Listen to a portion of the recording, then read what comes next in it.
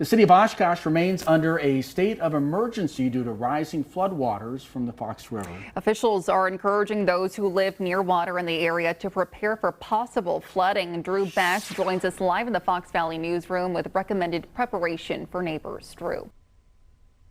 Elise and Jason, the Fox River is achieving one of its highest cresting levels in recorded history, even before tonight's rainfall.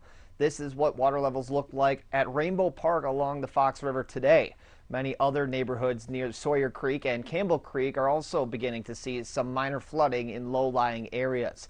James Robbie with the city of Oshkosh says people near these creeks or rivers should consistently monitor water levels over the coming days, while officials do their best to reduce as much risk as possible.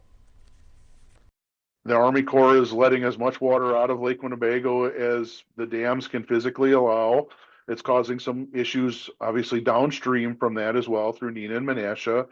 So that's a balancing act the Army Corps always has to keep in mind. But at this point, they've got everything open on all the dams, trying to let it out as quickly as they can. The city still has sandbags available for those who need it, but officials are reminding people to be careful when handling these sandbags, which can weigh up to 50 pounds each. If you live near water in Oshkosh, you're encouraged to turn off power in areas where flooding may happen and move batteries or other hazardous materials out of the floodwaters' reach. Reporting live in the Fox Valley newsroom, Drew Best, Action 2 News.